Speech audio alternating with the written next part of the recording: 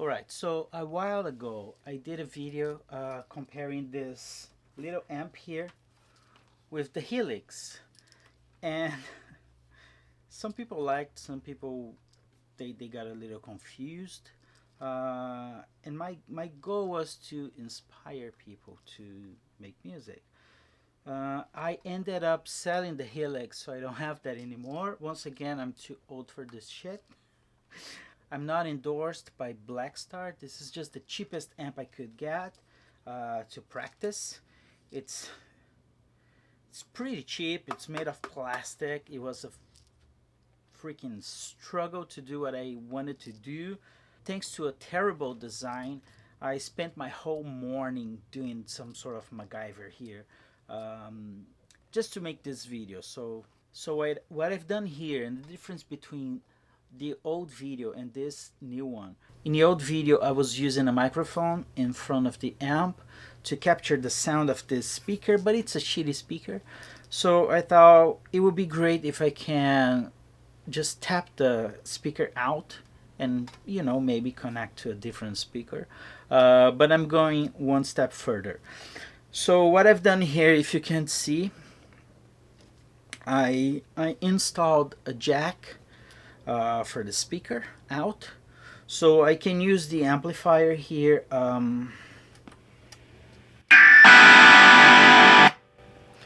with the built-in speaker. As soon as I connect a cable here, I'm canceling this little speaker so I can tap this into an external cabinet. Very simple process, but a pain in the ass. I have to take this whole thing apart, and it was pretty stressful. And then I had to break some little parts, so I have to hot glue. It was a mess. Anyway, so my goal with this video is to recreate the sound that I had before with the Blackstar and the microphone, and show an alternative in case you don't have a fancy amp. How can you improve the sound of this guy? Because it was clear that the original speaker has, you know, its limitations. It's a cabinet made of plastic and a speaker the size of my prostate at this point. Also, this is a 4 ohm speaker. I will be using the Torpedo, and I only have an 8 ohm version right here, and I have a 16 ohm version right here. We will compare and see which one sounds best. Of course, we're losing power because I'm taking a 4 ohm output going into an 8 ohm load, or a 16, which you're losing even more. I will try to match the volume if there's a big difference. Maybe it doesn't. So this is what we're gonna do. I will record something with this guy in the microphone. The microphone is going. The microphone is connected to this little mixer right here, going into the interface.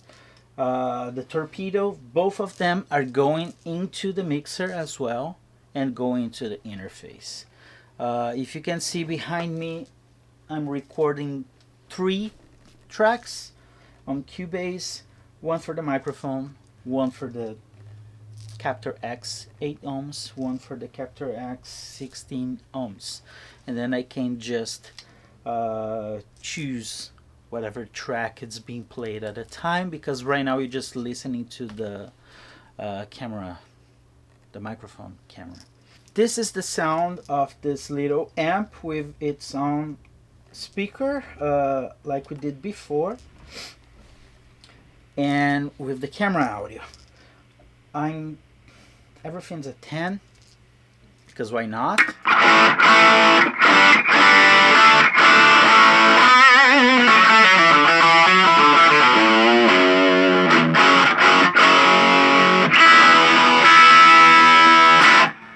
Let's get a little bit of This amp doesn't have reverb, so I will add a little bit of delay.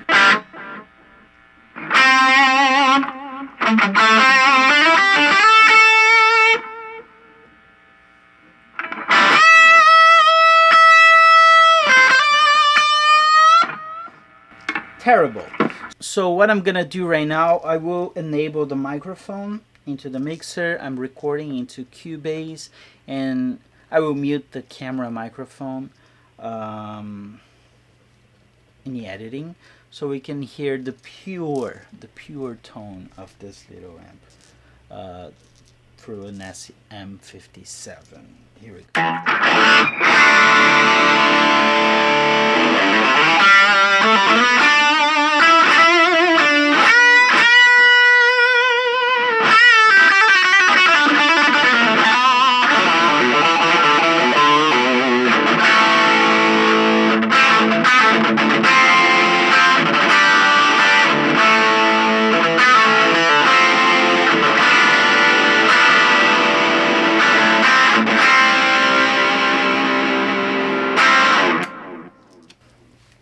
Pretty bad.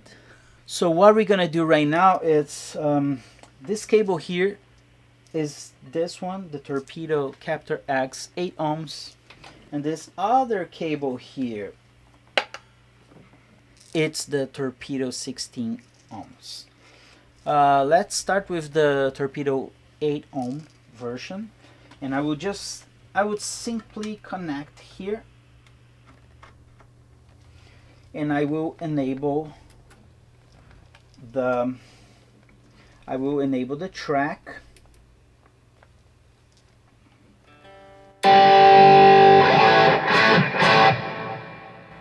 So what is happening right now, let me open this. So can you see? Yeah, I think you can, right? This is 8 ohm. This is the 16 ohms. Of course, you can save a bunch of presets.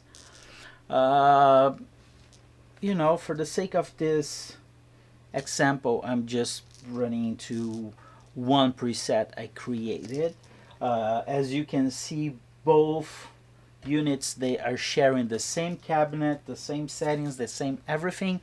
I just want to compare the difference between the 16 ohm load and the 8 ohm load, and if that will affect the sound in any way. So now we're listening to the Torpedo 8 ohms. So it's a 4 ohm power amp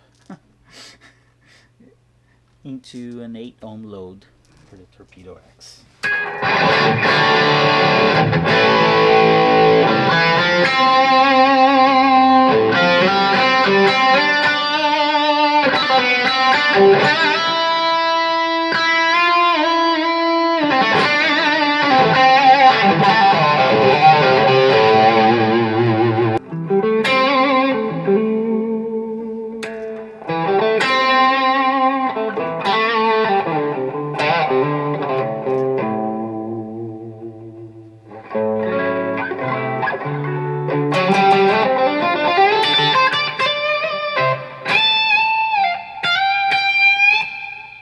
Okay.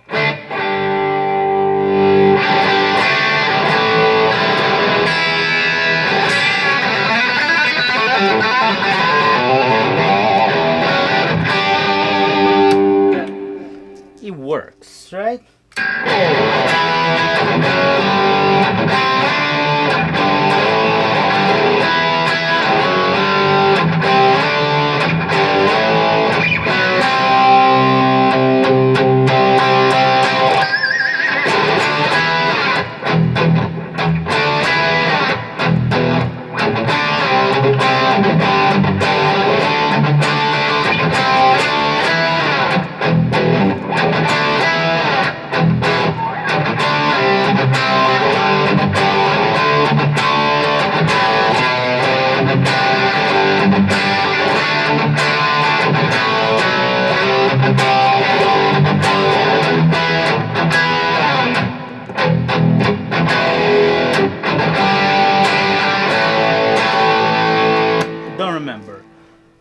Sounds good so far. This is the 8 ohm version.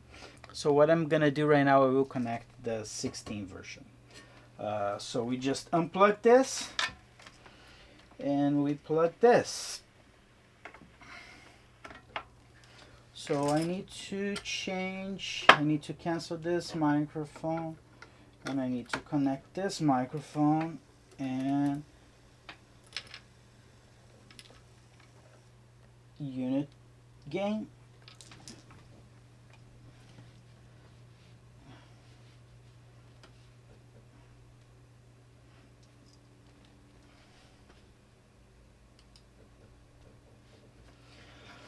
So here we go. This is the CAPTOR 16. I might have to start the video again. No, let's try. So this is the CAPTOR 16. Same settings, same everything. It's just a different load, right? So let's see how it sounds.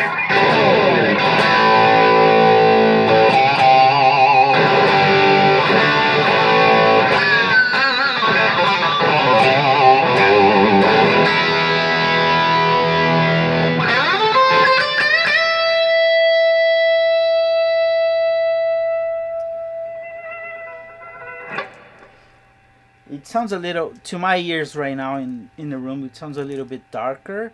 It has less distortion, less gain. I'm just trying to make a point.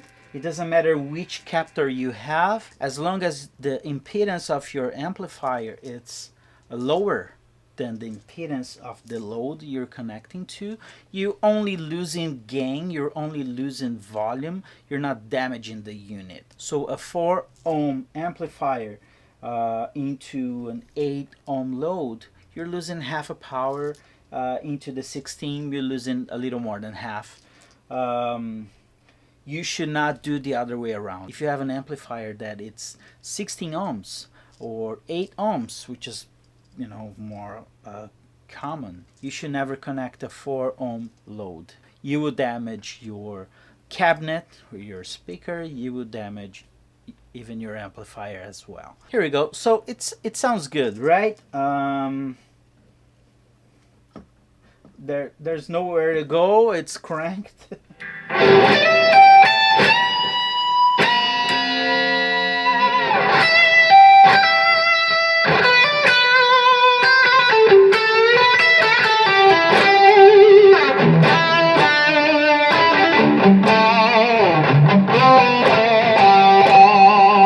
So it kind of works, right? It's a different tone, it's a different sound. You might be able to compensate with the settings if you want a little more brightness, a little more, even a little more gain. You can achieve that by choosing a different speaker or a different cabinet, because the IRs, they capture the resonance and the breakup of the speaker, the real speaker. I'm just using the traditional greenbacks here, because that's what I also have in the studio, V30s and greenbacks. I think my work here is done. See you later. Almost forgot, a while ago I also did a video about the Talkbox and why it's one of my favorite pedals. Here's why. It's a distortion pedal with a built-in speaker or driver, right? But anyway, you have a connection here for an external cabinet. If you connect this guy to a 412, you're more than capable to playing a rehearsal or even a gig. You will miss a delay, a reverb, or whatever other effects you have. You won't have a clean tone, but this is loud enough to drive a 412 and get you going. If you're as broke as I was before, it's a great investment, and you can find in a used market for less than $100. Totally worth it. So what I'm gonna do right now, and look how pretty this is. You can connect your external cabinet here. They come with an output jack. Blackstar doesn't come with it. This is, I think this you can find even cheaper than this, right? Anyway, driver. It's loud, it's bright. But what happens if we connect this? And this is an 8 ohm load, okay? So let's use the CAPTOR 8. And let's see what happens if we use the Talkbox to drive the CAPTOR X.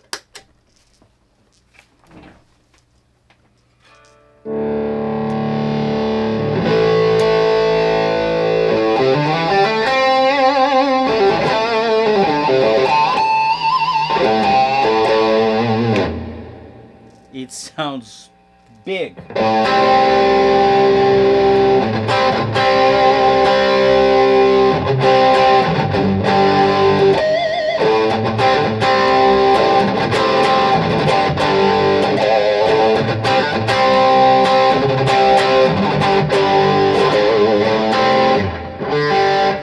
You have 3 knobs: gain, tone, and volume or output.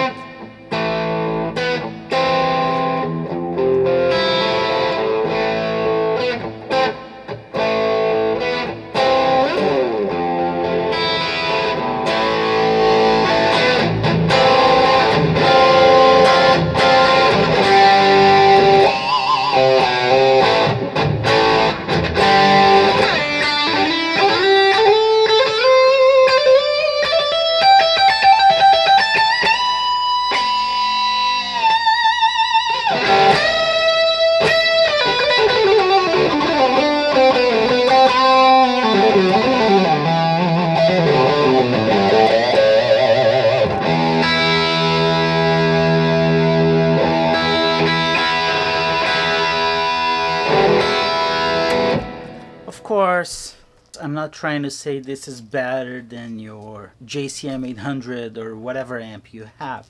I'm saying if you don't have an amp, a lot of baby boomers will be surprised knowing how many kids don't have an amplifier, an actual amplifier, right? Living with plugins and simulations and that kind of stuff. Nothing wrong with that.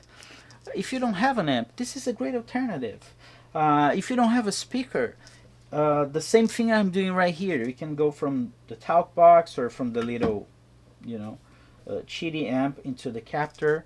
You can use the line output with all of the simulations. You can save presets from different cabinets, different configurations. The new version of the software they use, now they have like a spring reverb, they have a plate reverb. I didn't have time to play with yet, but it sounds pretty decent so far. You can pretty much send your line output to a main board or to your PA and just be happy. The point I'm trying to make here is the same when I did the video with the iPhone as a Talkbox, when I did comparing this, once again, shitty amp with the Helix. The point is there's no right or wrong, and I'm just blessed because what a time to be alive. If you if you guys had any idea, my first guitar, my first amplifier, and how hard it was to get a good sound, growing up and learning the instrument, and how hard it was to play the actual instrument, and right now it's so affordable to have like high quality gear, and just not because you never had anything worse than what you have nowadays. Don't take that for granted. uh, Kids with a computer right now, they have a lot more tracks and channels than, you know, Abbey Road used to have back in the day.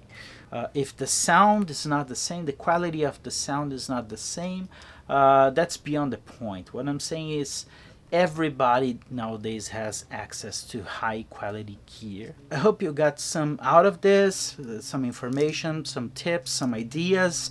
But the main point for me is, don't let anything stop you. What you have is enough. You are enough. Turn off this YouTube thing. Go practice. Go make music. My work here is done. See you soon.